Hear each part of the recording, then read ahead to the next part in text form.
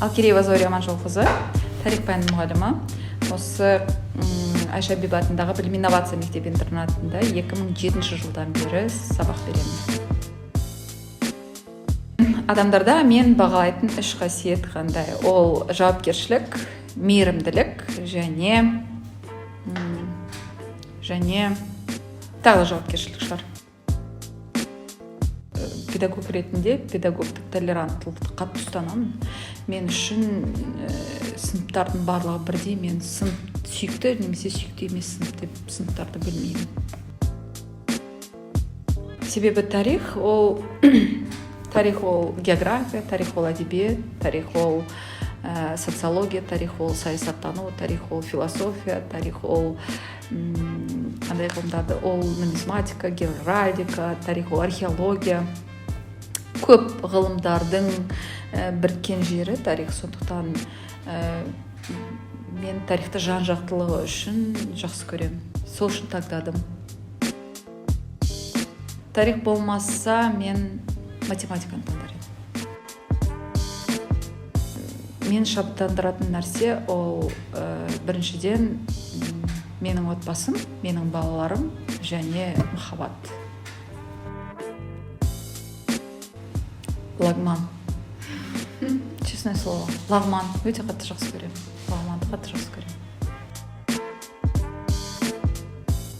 Өз мамандығын шебері болу үшін үнемі үздіксіз ізденісте болу керек.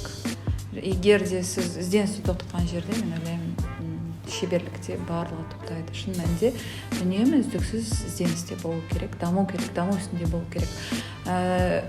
Үнемі оқу керек, өмір бойы оқу керек. Сол кезде өзінің шебері болуға болады деп ойлаймын. Мен бір нәрсені түсіндім мұғалімдік өмірімде. Мен оқушыларымды оқыта жүріп, оқушыларыммен араласа жүріп, оқушыларымды тыңдай жүріп, жақсы түсінген нәрсем қандай ана болуым керек екендігін жақсы түсіндім. Шын мәнінде менің оқушыларым маған қандай ана болу қажет екендігін түсіндіре алды. Мен шын мәнінде менің балаларыма қандай ана керек екендігін жақсы түсіндім. Оқушылармен жұмыс жасап жүріп түсіндім соны. Көп оқушыларым сырын айтады, әңгімесін айтады. Сондай кезде мен бір түсінгенім, оларға көп ретте махаббат жетіспей жатады. Внимание дейміз ғой, внимание жетіспей жатады. Соны бере алатын бірінші отбасы, ата-анасы, сол ананың махаббатын балаларға қалай беру керек екен, қаншалықты жеткілікті дәрежеде, оның дәрежесі болмайды екен, ол шексіз бере беруге болады екен. Соны мен беру керек екендігімді жақсы түсіндім. Абай жолы жақсы көремін, өте қатты жақсы көремін. Оқудан жалықпаймын. Жалпы қазақтың қандай екенін білу үшін, қазақты тану үшін, тарихты бірінші білу үшін, әдет, ғұрып, салт, дәстүр барлығын білу үшін абай жолын оқуға кеңес берер едім. Жалпы берілген қандай болмасын, мүмкіндікті, берілген уақытты, берілген дәл осы кезеңде тиімді пайдалану. Шын мәнінде тиімді пайдалана білу. Уақыт болсын, мүмкіндік болсын, тиімді пайдалану. Қасындағы адам болсын, мұғаліміңіз болсын, әйтеуір бір үйретуші болсын, тәрбиешіңіз болсын, тиімді пайдаланыңыз.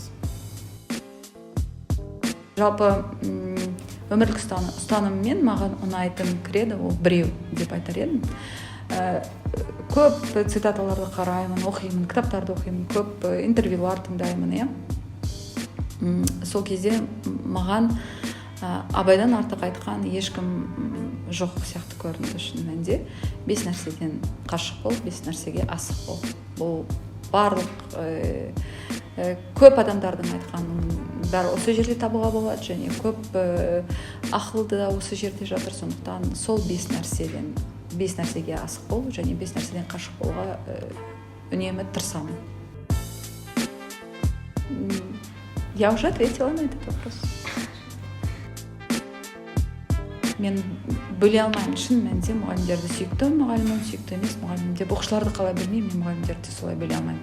Мен әріптестерімді өте қатты жақсы көремін. Себебі айналамдағы әріптестерімнің бәрін, әрқайсынан бір жақсы қасиеттері өте көп. Және мен барлығынан әйтеуір бір жақсы қасиеттерін үйренуге тырысамын. Шын мәнінде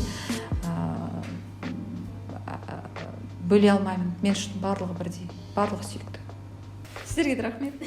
Көп рахмет.